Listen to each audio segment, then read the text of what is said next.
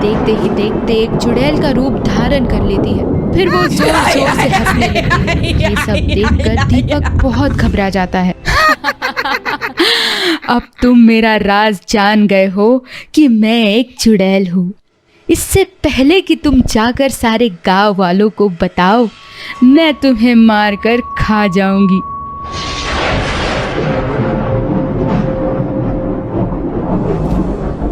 भरतपुर गांव में दीपक नाम का एक व्यक्ति रहता है। वो हर रोज अपने घर से ऑफिस की तरफ और ऑफिस से घर की तरफ आता जाता है। उसका ऑफिस शहर में होता है, लेकिन गांव से शहर के रास्ते में एक सुनसान रास्ता पड़ता है। एक दिन जब दीपक अपने स्कूटर पर ऑफिस से देर रात घर लौट रहा होता है, तभी उसे रास्ते में एक औरत मिलती है। वो औरत उसे हाथ दिखाकर लिफ्ट मांगती है।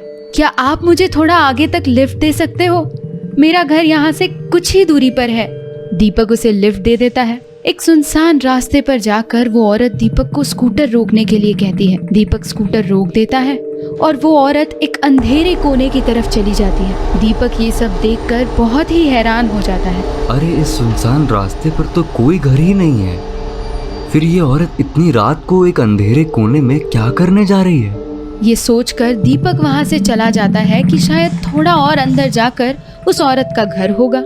अगले दिन जब दीपक शाम को हर रोज की तरह अपने ऑफिस से घर की तरफ जा रहा होता है, तब वही औरत उसे फिर से मिलती है और वो उससे लिफ्ट मांगती है। थोड़ा घबरा जाता है, लेकिन उसे लिफ्ट दे देता है। वो औरत कल की ही तरह दीपक को उसी जगह पर स्कूटर रोकने को कहती है। दीपक स्कूटर रोकता है और वो औरत उसी सुनसान रास्ते की तरफ चली जाती है। ये औरत हर रोज इसी वक्त मुझसे लिफ्ट मांगती है और यहीं पर उतरती है। जरूर दाल में कुछ काला है, मुझे चलकर देखना चाहिए। ये सोचकर दीपक चुपके से उस औरत के पीछे पीछे हो लेता है। वो देखता है कि वो औरत एक झोपड़ी में जाकर घुस जाती है। अरे यहाँ पर ये झोपड़ी कब बनी? मुझे तो पता ही नहीं चला। मुझे जाकर देखना चाहिए। दीपक उस झोपड़ी के पास जाता है और झोपड़ी में बनी हुई खिड़की से वो अंदर की तरफ चुपके से झांक कर देखता है तो उसके होश उड़ जाते हैं। वो देखता है कि वो औरत अपनी साड़ी के पल्लू में से इंसानी हड्डियां निकालती है और रसोई घर में जाकर उसका सूप बनाने लगती है।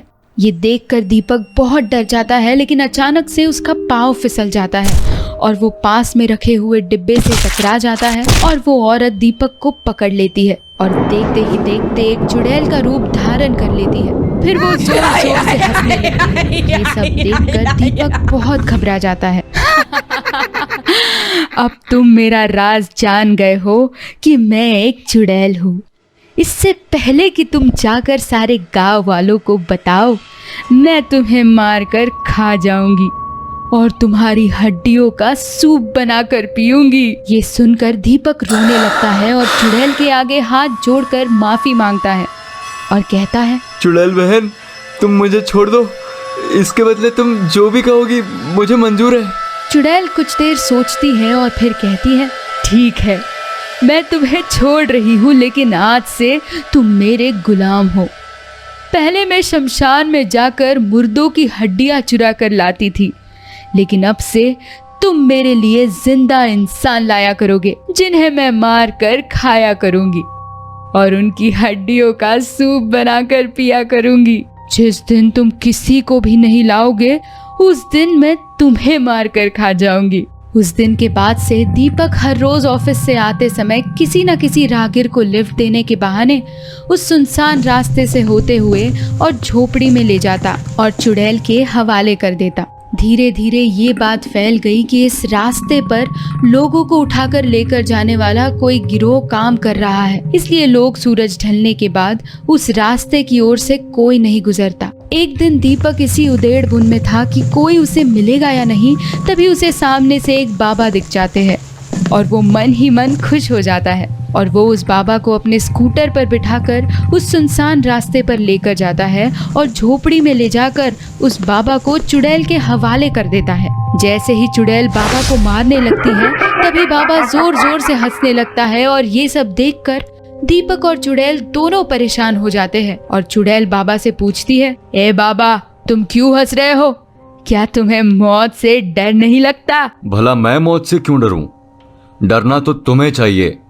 मैं कितने दिनों से तुम्हारी तलाश में था, जब मुझे ये पता लगा कि किसी सुनसान रास्ते से लोग गायब हो रहे हैं, तभी मैं समझ गया था कि हो न हो ये जरूर किसी चुड़ैल या भूत का किया धरा है।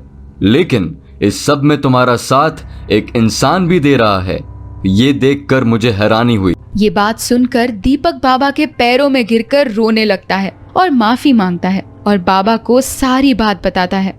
बाबा अपने थैले में से एक डिबिया निकालता है और एक नींबू काटकर उसका रस उस चुड़ैल के ऊपर छिड़कने लगता है। लेकिन तभी वो चुड़ैल अपनी जादुई शक्तियों से उस बाबा को एक पिंजरे में कैद कर देती है। ये देखकर दीपक डर के मारे खाट के नीचे झुक जाता है। क्यों रे बाबा, तू मुझे अपना गुलाम बनाना चाहता था, इस दुनिया को मुझसे बचाना चाहता था।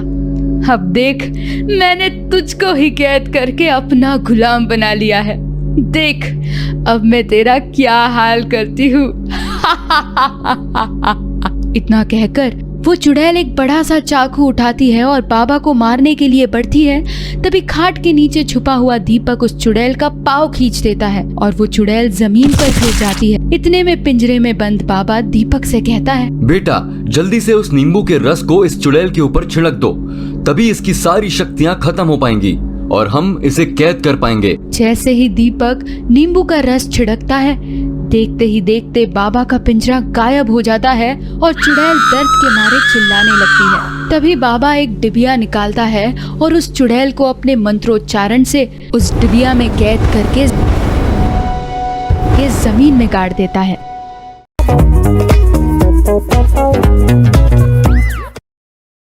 ढोलकपुर नदी के किनारे बसा हुआ एक गांव था। वहां सभी लोग बड़े ही प्यार से रहते थे। एक बार की बात है, एक रात बहुत जोर का तूफान आया। नदी के किनारे बसे सारे घर उजड़ गए थे। वहां के लोग बहुत ही तकलीफ में थे। ये क्या हो रहा है हमारे गांव में? इस तूफान में सब उजड़ गया, घर, गांव, खेती। अब पता नहीं क्या क्या देखना पड़ेगा। ये तूफान अब और क्या लेकर आएगा, क्या मालूम। चलो भाई, अपने अपने घर चलते हैं, लगता है फिर से तूफान आने वाला है। उस रात बड़ी घोर आंधी आती है। बड़े बड़े पेड़ उखड़कर पानी में बह जाते हैं। उस आंधी में बहकर एक बड़ा जहाज उस गांव के नदी के किनारे आकर रुक जाता है। भैया वो देखो, कितना बड़ा जहाज है। हाँ, लेकिन ये आया कहाँ से? भैया कोई तो उतर रहा है जहाज से। उस जहाज से बहुत सारे ज़ॉम्बीज़ निकलते हैं। ज़ॉम्बीज़ आपको सभी लाइन बनाकर चलने लगते हैं। उन्हें अपने रास्ते जो मिलता है उसे खा जाते हैं या तहस नहस कर देते हैं। ज़ॉम्बीज़ की खौफनाक आवाज से गांव के सभी लोग जाग जाते हैं और उस जहाज को देखने लगते हैं। अब ये क्या नई मुसीबत है? ये कैसे दानव हैं? इनके सामने जो आ रहा है सभी को खा रहे हैं। सभी अपने अपने घर में छुप जाओ, ये ज़ॉम्बीज़ किसी को नहीं छोड़ेंगे। हाँ, अपने घर के गेट भी बंद कर लो। गांव वाले अपनी अपनी छत पर चले जाते हैं, अपने घर के खिड़की और दरवाजे बंद कर देते हैं। लज्जो बुआ अपने छोटे पोते के साथ रहती थी। बुढ़ापे के कारण वो छत पर नहीं चढ़ सकती थी। तभी उसके घर में ज़ॉम्बीज़ घुस जाते हैं। उनका पोता राजू डर कर पलंग के नीचे छुप जाता है। हमको छोड़ दो, हमको छोड़ दो, मैंने क्या बिगाड़ा है तुम्हारा?